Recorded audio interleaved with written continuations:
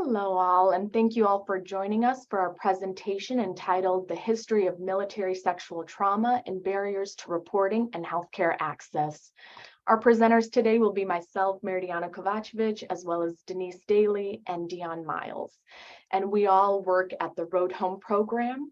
The Road Home program serves veterans that deal with a variety of difficulties, including trauma-related difficulties such as PTSD, as well as other difficulties such as anxiety, interpersonal problems, and so forth.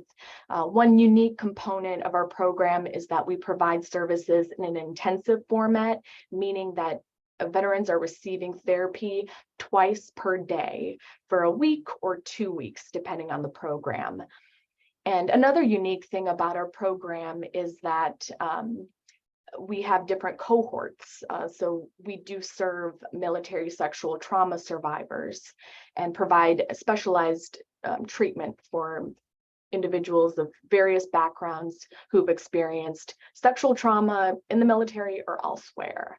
And so as part of our presentation today, we'll of course bring in information from the literature, but we'll also share information that we have gained as clinical providers at the Road Home program. We do not have any financial disclosures to make. And you can receive a CE credit for viewing this presentation. And those directions have been already sent out to you. Here's a reminder of how to obtain the credit, and feel free to reach out to Ashton Kroner at her email if you end up having any difficulties obtaining the credit. In terms of our objectives today we'll provide a brief overview of military sexual trauma to set the stage. Then we'll share the history of how sexual violence is used as a weapon of war. And then we'll talk about the culture of reporting and disclosure and barriers to disclosure, as well as barriers related to accessing healthcare. And then we'll wrap things up at the end. Throughout the presentation, feel free to ask any questions, and we'll provide opportunities after each section to answer any of those questions, and then also at the end. All right, so first, to provide a little bit of a background to military sexual trauma. In general, it encompasses sexual assault as well as harassment. And one definition of military sexual trauma is a psychological trauma which resulted from a physical assault of a sexual nature, battery of a sexual nature, or sexual harassment, which occurred while the veteran was serving on active duty for training, or inactive duty training.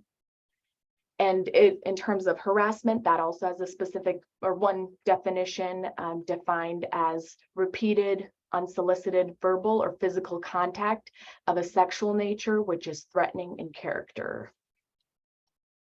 And so in terms of military sexual trauma in general, it includes either being physically forced into participation, not being able to consent, and being pressured coerced, or threatened into a variety of sexual activities, some of which we've listed here.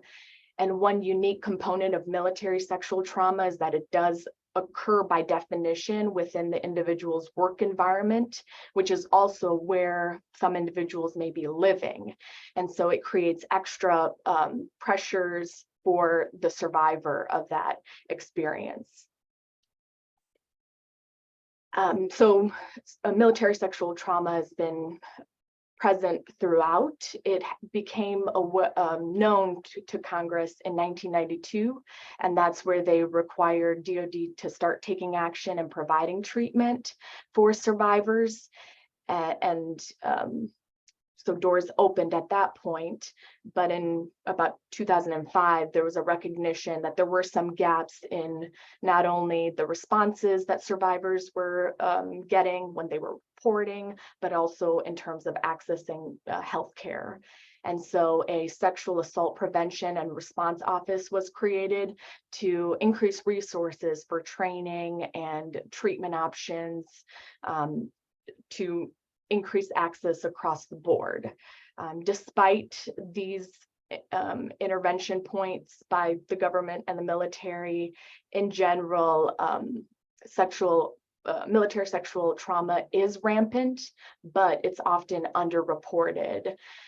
So we wanted to provide some of the stats here, but also acknowledging that there may be even certain policies and ways that folks are treated within the military that may prevent folks from being able to report instances of military sexual trauma, which we'll also talk more about in the latter part of our presentation.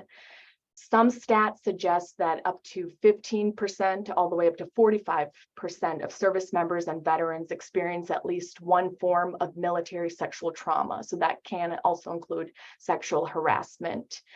And we also wanted to emphasize that service members and veterans of all backgrounds experience military sexual trauma, including high rates of women, individuals from different backgrounds, sexual orientations, different financial realms, including those who are homeless, currently homeless, as well as individuals of different service branches. So all of these stats are some approximations, as obviously military sexual trauma is very underreported. And so we'll also talk later in our presentation as to why that may be. But these stats give you an indication that military sexual trauma is prevalent and it is a problem and impacts service members and veterans of all sorts of backgrounds and ways of life. Now we'll talk about the history of sexual violence during war. Hi, everybody. Good afternoon. We're so excited that you took time out of your schedule to attend our presentation. My name is Denise Dailey, and today I will be sharing with you different patterns and experiences from ancient texts to modern day battlefields. And we'll be reviewing some of the historical, cultural, and psychological impacts of sexual trauma and sexual violence during war. My hope for today's presentation is that we can look at these consistent themes across military history and combat and get an idea of sexual violence being an aspect of military and combat culture. This is not just including US military forces, this includes a lot of military forces from different countries. And so I'd like to start off just setting that framework to look at this information through a lens of a consistent pattern of sexual violence being perpetrated by service members, soldiers of different generations, different demographics, and different geographical locations. Next slide, please. So during wartime, what is considered socially or morally acceptable in peacetime often becomes fragmented. So sexual violence, although it's very discouraged during peacetime, sexual violence is often perpetuated during war. Rules and behaviors that are socially condemned during times of peace become sanctioned. And sexual violence has proven to be an atrocity that has been perpetrated at many levels. And so today I want to focus on how prevalent sexual violence has become during warfare throughout our history. Next slide, please. So starting off way back, we see that there are historical references of sexual violence. In the Old Testament of the Bible, we see that sexual violence is a major feature in ancient warfare.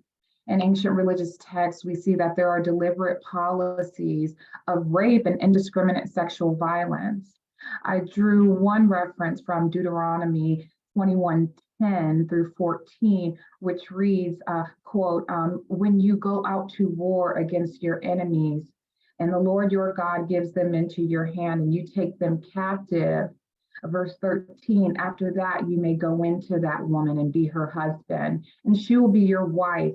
But if you no longer delight in her, you shall let her go where she wants, but you won't sell her for money. or treat her as a slave since you've already humiliated her. What we see in this text is that humiliation of people who have been, quote, defeated people is often justified during combat and war. And enslaving people and subjecting individuals to sexual violence is as much about humiliation as it is about power and control.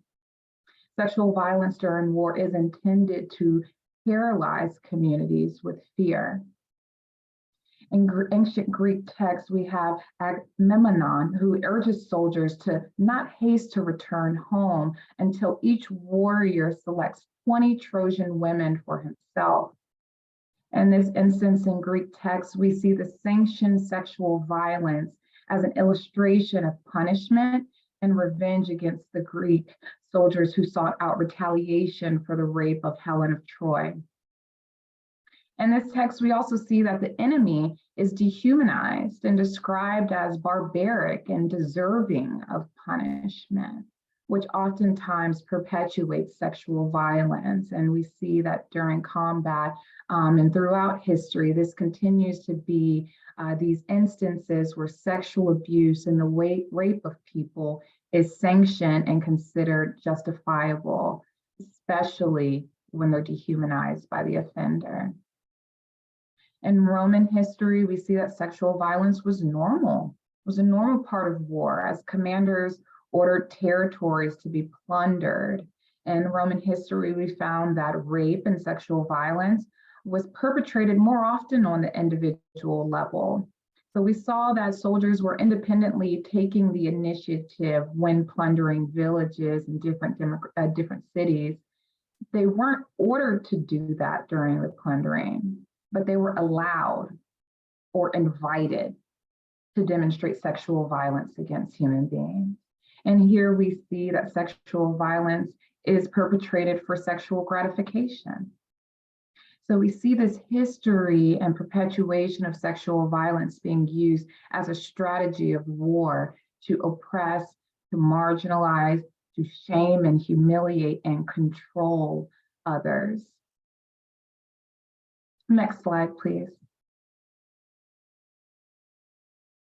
Throughout historical texts and in present day scenarios, we see that individuals who are targeted are oftentimes women. That includes girls and men. In the Roman text, we saw that 12 and 13-year-olds were oftentimes the appropriate age of young women who should be violated and pillaged.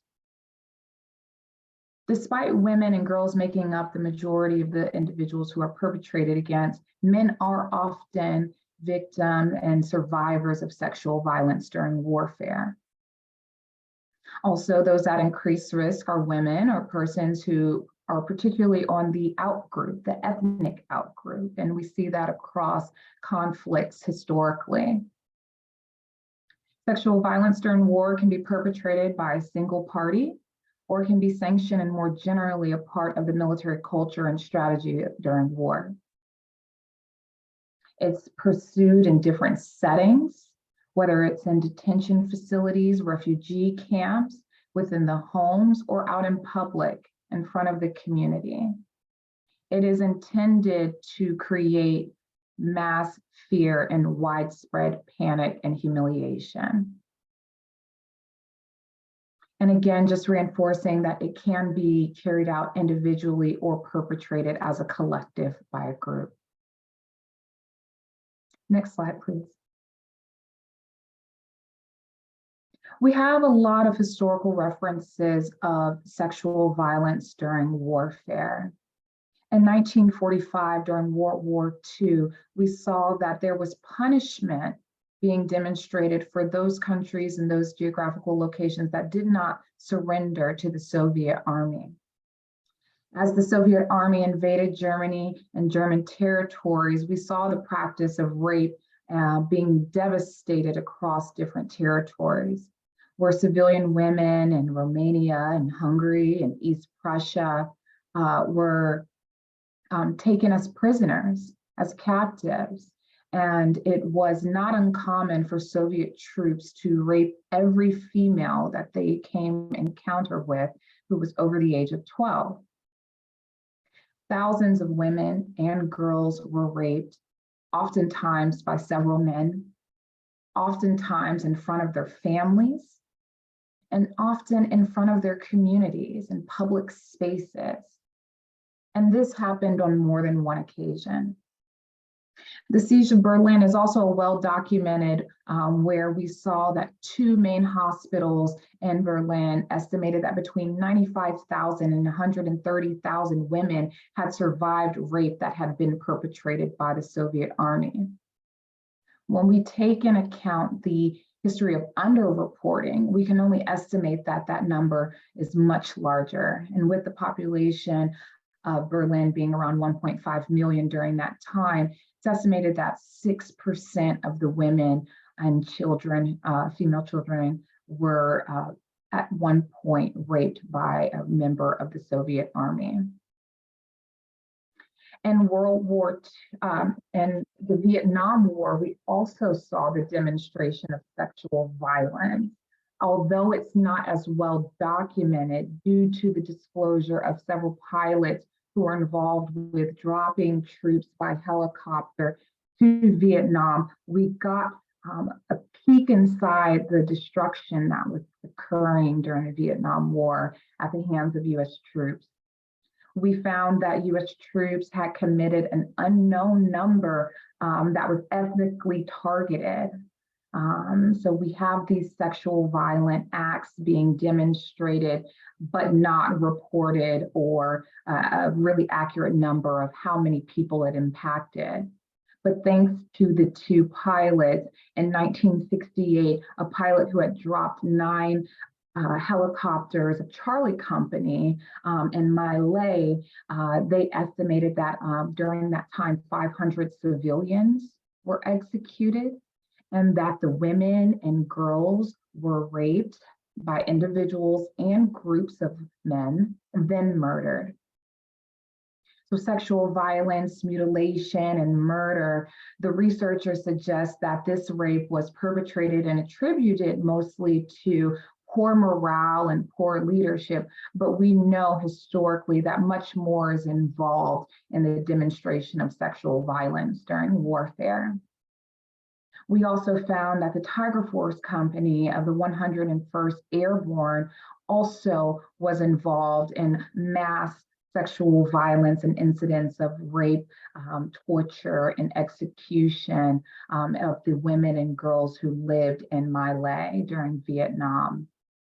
And so what we're seeing is a consistent pattern, despite Charlie Company being an infantry unit and the Tiger Force being elite forces, that regardless of the training, rape and sexual violence during warfare can be perpetrated across training and units within the military.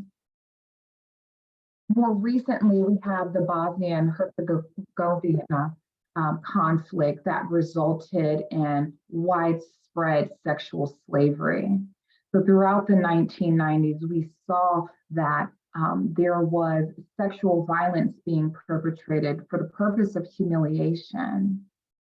During the European Union's investigation, it was estimated that 20,000 girls and children were raped in 1992 alone. Most of the survivors were of Bosnian ethnic background. It was used to, some of the key factors, it was used to intimidate individuals. The characteristics of the sexual violence that took place included rape at the individual and small group level.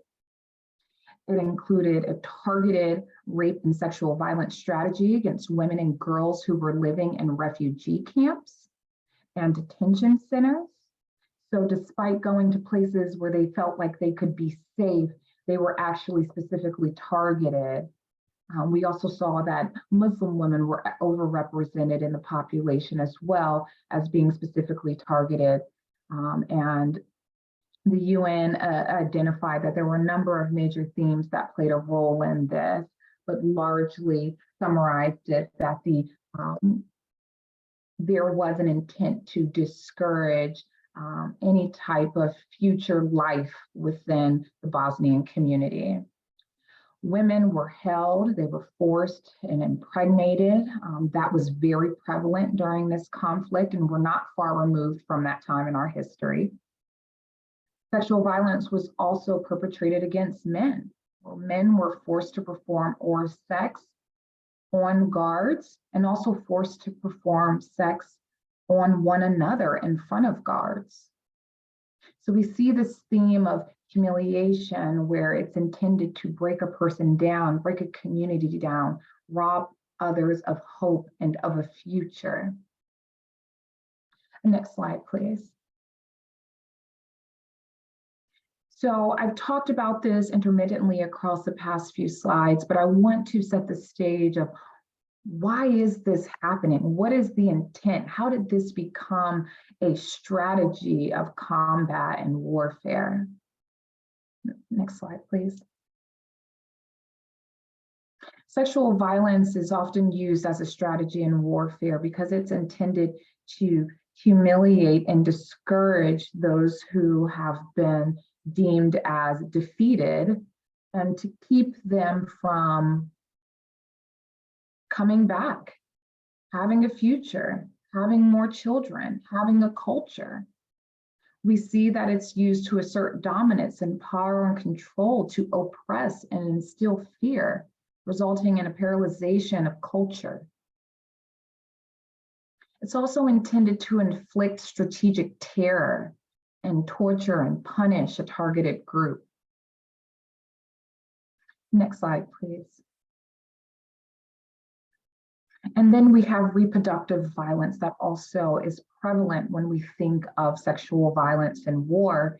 It's intended to deny agency to women and families. It's intended to rob individuals and communities of hopes and the wishes and the desires of their community. It's intended to rob them of agency of their own individual person, to discourage birth and creation in the future, and de-emphasize masculinity in the boys and men in their culture, thus resulting in the possibility of having less troops in the future, more susceptibility to conquering and being overpowered in the future. So I'm really hopeful that this can help set a foundation of why this is happening. Oftentimes we target our attention on supporting the individual, but this continues to be an issue in present day, right? Where it's not being perpetrated just against enemy territory. Because of the sanctionings, we see that there is a lot of sexual violence that occurs within the end group. And my co-presenters, Merdijana and Deyon, will talk about just how prevalent it is within armed forces of a specific our US military perpetrating sexual violence against one another. It continues to be a huge issue, a huge deterrent for a lot of men and women, and a huge problem that continues to need attention and our voice and our efforts in mitigating the psychological consequences that are associated with sexual violence. Thank you.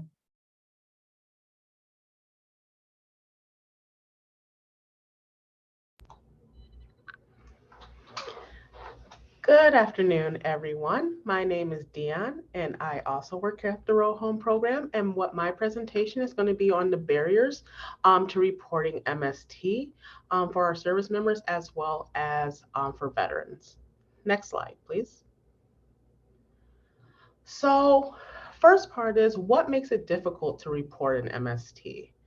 One of the main things is just the fear of retaliation.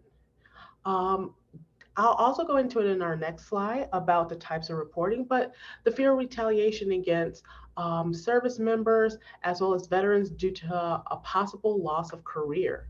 Also just military culture itself. Sometimes the reporting can also pour stigmas onto the men and women who have experienced an MST.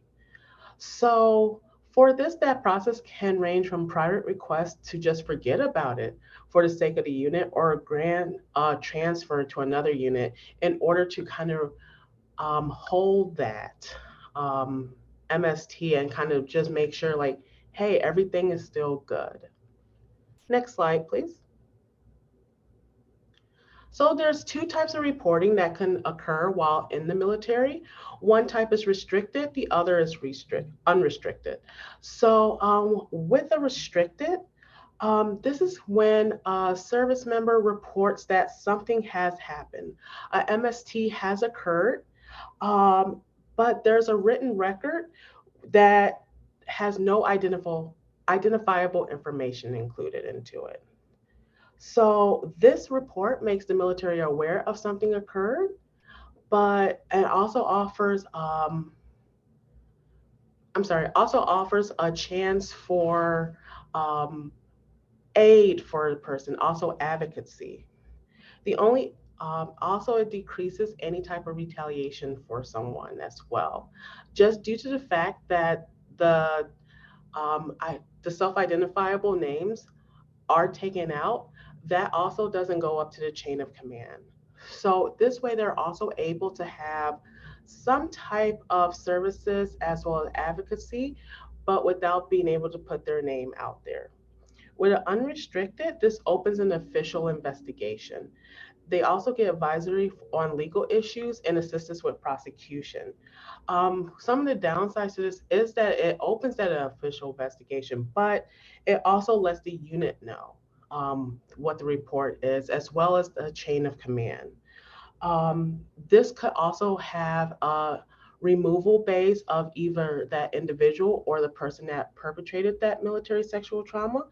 And it also has that kind of backlash that could be present as well. So that increase of possible retaliation. Next slide, please. So as I'm going into it, these are those barriers and obstacles to reporting. One is resources.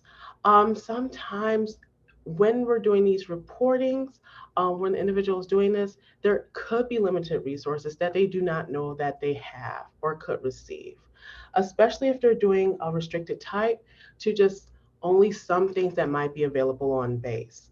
Also, just in the healthcare field, sometimes these resources are limited because it's not known, or also given out to people who are experiencing this.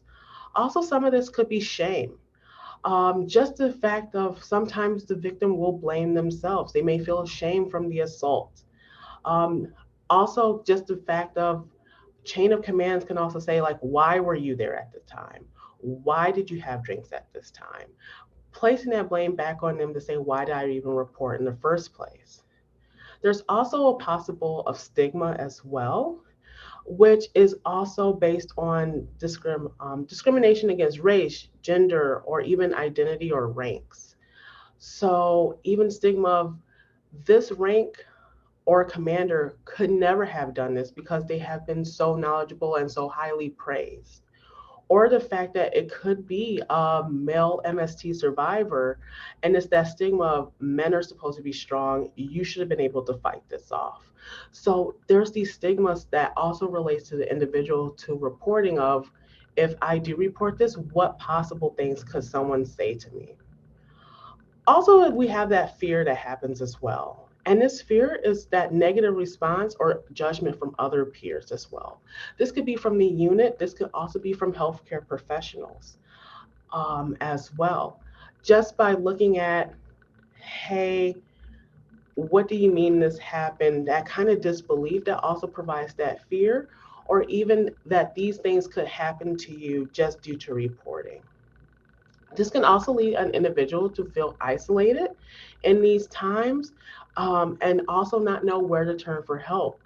Or they feel as if that they told their higher chain of command, if they're receiving this retaliation, they may now think that their chain of command is untrustworthy. So if they're now thinking this chain of command is untrustworthy, they're no longer going to go on to reporting and also receiving mental health care. Next slide, please. So this is some of the barriers to accessing healthcare. Next slide. So what I have here is some of the barriers that we discuss. And these are actual quotes from veterans and service members that they provided. So these are some examples. So I'm just going to let this slide stay up for a moment so people can take some time to read it. But I'll read some of them as well to just kind of have that impact. So for like trustworthiness of providers, they gave me 21 different pills. I was walking around bloated like I was pregnant for 9 months. This is also a barrier because it's something that as providers we should be listening to and not just kind of give medication to help decrease symptoms. This can also be compassion as well. Um, I just finally said I'm stopping here through you altogether. I just can't keep doing it. I know that they don't tell you in doctor school or whatever that this is what you go to, but as a doctor, you should want to treat your patients with kindness and compassion. And that also sticks to us to for us to be mindful of how we're looking and presenting ourselves to our patients as well. Also, this can even be noticing our tone of voice when we're doing assessments or talking to survivors of MST. It's a difference when we're discussing things with them, saying, "Hey, what is going on?" versus, "Oh my gosh, this has happened to you? I'm so sorry." Having a state of shock might have also makes them feel even worse or feel more shame about coming out to it. So it's also very important for us to be mindful of some barriers that we can create as well for people reporting an MST or even treating MST. Next slide, please. So these are some barriers for male veterans and service members that they kind of go through. So, like I said before, those stigma related barriers, fear of not being believed, fear of being judged, labeled, or even concerns about confidentiality. Just decreased masculinity, which is gender related barriers. This can just be, like I stated before, you're supposed to be a man. We have trained you to fight this off. How could you be sexually assaulted? Also, knowledge related barriers. This is just increasing knowledge of availability of services. Um, Taking that time out to be able to locate services for service members as well as veterans in order to provide them the best care and treatment. Also, to provide that person and client centered treatment for them as well. What this looks like is to be able to meet them where they are. So this also looks at, even like I said before, provider reaction and sensitivity. Just concerns that we may act upon that we're not knowing that we're acting upon. This can even just be facial expressions. Like I said before, tone of voice. Things that can also make our clients and patients um, think about if this is the right step to do, but also providing that support and care that they need as well. Next slide, please. So, what does it look like for our female veterans um, and service members? This can be even invalidation or victim blaming. Like I said before, a lot of times, even in this field that I am in, I'm one of the intake clinicians here. If they have went out for a drink, questioning, well, you had a drink, so you were intoxicated. Still having that stigma of even though I was intoxicated, maybe I was able to say no, or even revoking that consent. It's blame more so on the victim itself. Also, just fear of being re traumatized. This can be that invasive questioning. Having question after question, re traumatizing the victim. Well, what do you mean? Now things seem a little bit different. You stated this at one time, now you're stating this. So, we also, like I said, have to be very mindful of how we're asking questions. Also, taking it one step at a time to be able to understand their story, also allowing them to have that moment for their story. Sometimes this is the first time that someone has ever shared this or ever shared their trauma with anyone else. So we have to be able to listen and allow them to speak their truth. So also there's the underdiagnosed for female veterans and service members as well. What this looks like is there's usually that diagnosis of just depression and anxiety. Without the proper assessments or just questions, sometimes we don't ask for any type of trauma index. So we're just saying, oh, they're sad. We're just looking at presenting symptoms, which I'll also go into our next slide as well. Next slide, please. So some of these barriers also include underdiagnosed as well as misdiagnosis. Like I was stating before, this looks like when people present, we are looking at the symptoms that they're presenting and not anything else. So this is our job as clinicians as well as a healthcare team to be able to assess for possible MSTs that have occurred for veterans and service members. A lot of times we are only looking at the presenting symptoms themselves, which can come up as eating disorders, depression, anxiety, and not looking at the PTSD symptoms themselves that's actually being shown because we're not assessing for an index event or that criterion A trauma. So this is especially high for men, especially people of color as well. So a lot of times, just due to the fact that a MST has occurred, maybe they haven't disclosed their military sexual trauma, just due to that fear of retaliation or that fear of stigma, and they're experiencing increased irritability. They're experiencing what may look like a semantic episode, but in actuality, it's just the PTSD symptoms presenting themselves. So it has been research and records to show, even here, seeing that people have been diagnosed with personality disorders, people have been diagnosed with bipolar disorders without ever looking and assessing for possible sexual trauma that can be done and related through PTSD. This also looks at substance use disorders. Why are people using substances? Why are they having this increase, especially when it's something so different to them? This can just be avoidance, trying to avoid the symptoms, trying to mask it to make things okay for them at that time, which also includes just trying to numb those symptoms out in order for onset of sleep even. So it's always important for us to look at other things besides what's just being presented to us in the foreground. So I'm going to turn it over to Merdijana so she can tell you about some institutional betrayal. Thank you, Deyon, and thanks, Denise, as well. And so one factor that has been hypothesized to impact rates of reporting military sexual trauma, as well as accessing healthcare services, is institutional betrayal. And in general, institutional betrayal is the feeling that someone can have that they feel betrayed by an institution and their response to something.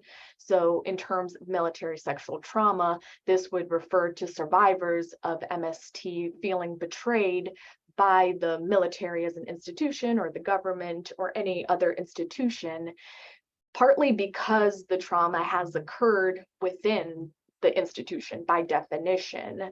The trauma has occurred while the individual is affiliated with the military in some way. And survivors may feel betrayed because of how the institution has responded after something has happened, or how they've heard other folks have been treated after MST has happened. And survivors may feel betrayed because MST is not being prevented or not enough resources are being put in for prevention efforts. Furthermore, survivors may feel betrayed because they need to continue to work and live in the environment and culture in which the trauma has occurred. And so this is particularly difficult for MST survivors because at times they may have to, for example, work under the person who has perpetrated them, or they may see that individual move around in wherever they're working or wherever they're living. And so sometimes it can be hard for the survivor to avoid the perpetrator, which would be a natural desire for anyone who's been assaulted. But in this setting, they may be restricted for a variety of different reasons. And so as a result, they may also feel like they're not being treated equally, or they may be moved around to different units to be able to manage what may be coming up for them.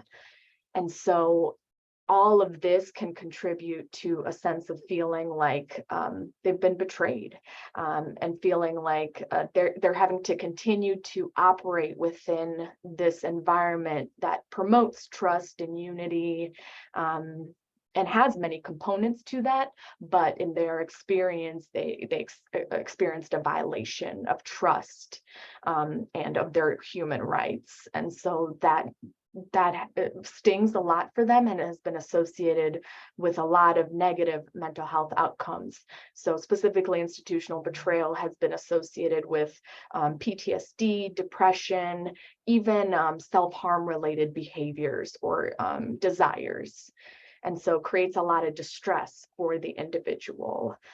And there's a lot more research needs to be done in this area, but it's just suggesting the importance of considering how the institutional response may impact the survivor, and how that can impact their willingness to re-engage with other institutions, including healthcare systems, and what kinds of attitudes and opinions they may have of those services after what they have experienced within the military as part of, if they've experienced military sexual trauma. So there definitely needs to be a ton more research in this area. But one way that we can start to look at how the institution responds to the survivor and how that can contribute to betrayal is by starting to look at service branch responses, as well as trainings that are initiated within each of these branches. So again, there needs to be a ton more research in this area, but some of the research that has been done using surveys of service members suggests that rates of military sexual trauma, as well as their responses to assault, appeared to differ based on the service branch that someone is in. And so some limited research is suggesting that there are higher rates of military sexual trauma in the Marine Corps, as well as the Navy, as compared to the Air Force. And some of this may relate to some research suggesting that in terms of the prevention efforts and the trainings that are being done, they also seem to be different based on the service branch. And so at least one survey has suggested that the personnel in the Air Force reported having more comprehensive trainings and being more well prepared to handle reports that are coming in, although more efforts need to be done across the board. But this is just one example of how the institutional response and how the branches may contribute to different experiences for survivors, depending on where they're at and what branch they're in, and how well trained individuals within those branches are. And so we talked a little bit about institutional betrayal, how that can keep folks from reporting as well as accessing care. And we've also shared other barriers to reporting and accessing care, and provided a general history of it. I'm going to wrap things up, but feel free, if you do have any questions, to type them in the chat so that at the end we can answer any questions that folks may have. Or even if you have any of your own opinions or stories, feel free to share those as well. But we did want to share a little bit about what we can do with the acknowledgement of all that we've talked about. So some of the things that we advocate for is bringing compassion and genuine regard for MST survivors. There was a qualitative study that was done where they specifically highlighted this, wanting to be seen as a person and being treated that way and in a genuine way, instead of how they may have been treated in other settings where they may have been denied what they deserved in many ways. We also want to advocate a history-sensitive approach where we are considering historical factors in terms of how sexual violence has been perpetrated in warfare, as well as how the government's response and other responses have impacted what resources survivors have had across different eras in the military, and how that can be so important to acknowledge, not only as providers, but also for the clients themselves, and how that could have limited access to resources. In our work, we find that individuals are not only distressed by the military sexual trauma that they experienced, but also by the response, how people treated them after. And so, and whether they did report or not, the individuals can also be distressed by that. And so it can be helpful to bring in some of these historical factors to help them recognize what they actually could have done, and how likely it was very limited as to what they could have done, considering all of the factors that were in place throughout history.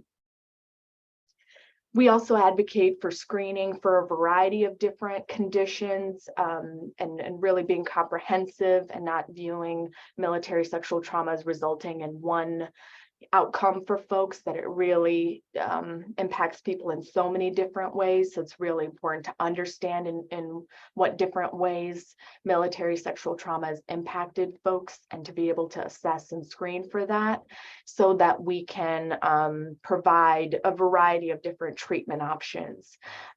In that qualitative study of military sexual trauma survivors, they specifically asked for that. They wanted to have a variety of treatment options to really be able to meet them where they were, and also just to provide them with support and assistance for whatever difficulties they may be having, instead of maybe using one size fits all approach. Instead of using that, really making sure it's client centered and focused on the veteran and what their needs are. And so we really want to thank you all for listening. These are our references. As a reminder, for CE credits, feel free to reach out to Ashton Kroner, and some of the directions are also in the chat. And feel free to check out the roadhomeprogram.org if you would like to know any more information about our program, or contact Ashton Kroner. And I did also want to say, as part of the series, we also have 2 additional talks that are occurring later in this month. On April 21st, which will focus more on the impacts of following military sexual trauma, including a focus on cognitive impacts and what kinds of treatment recommendations we would have. And then on April 28th, we have one that's focused more on pelvic health. All the talks are occurring at 12 p.m. Central Time. So we encourage you to join these if these topics seem relevant to your work. I want to thank all of our speakers, and Chris and Ashton, and all the individuals at the Road Home program that allow us to continue to do this work, and also to advocate for military sexual trauma survivors. Okay, and now we'll go ahead and jump into some questions. And so I see one question that has popped up. Others, feel free to share any other questions that you may have. In the chat, Tara has asked, is there typically a waiting period for a veteran to join the 2-week program that uses art therapy? If so, how long is it usually? Thank you. That's a great question. And I'm wondering actually if Deyon would have a good answer for this. Deyon? Got it. So usually from the period of registration, I'll give a brief rundown of how it looks. So what happens is a veteran or service member can give us a call and get set up with an IOP registration. Once that registration is done, it'll go over to one of our intake clinicians, either myself or there's two other ones, intake clinicians that usually do all the intakes here. And what we'll do is we'll do a biopsychosocial intake as well as a CAPS intake. Sometimes we'll do a third intake just to rule out any other type of diagnosis or to look into any other further clinical skill diagnosis that may be occurring. Once that is done, we review medical records as well as pass that off to our medical team so they can review to make sure that the veteran or service member is medically cleared to participate in the program. And then what we do is we'll take that case to staffing, and that whole entire process can take anywhere from 3 to 4 weeks. The longest has been about 4 weeks.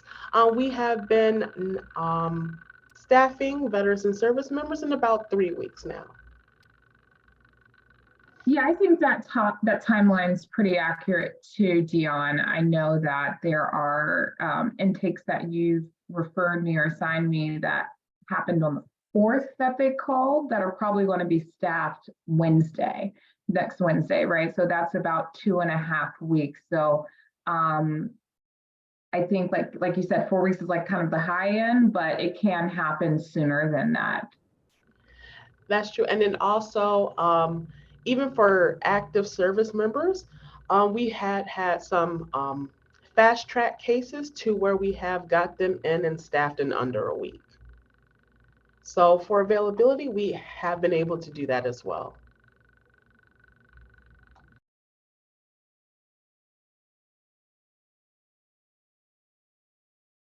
Thank you so much. Let's give it another minute or two to see if there's any other questions.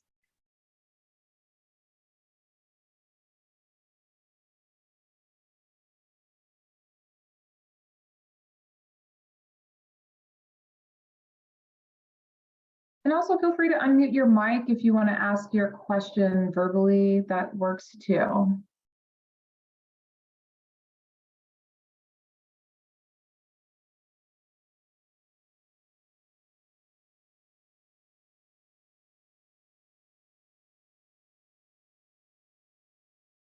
Okay.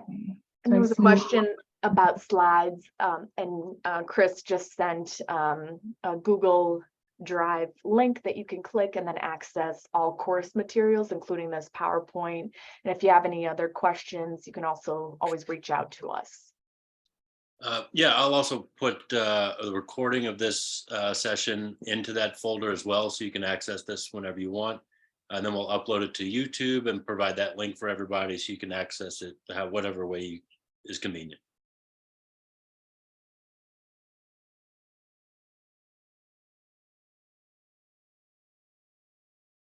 All right. Well, thank you all so much for joining us in this important conversation about military sexual trauma. Thank you.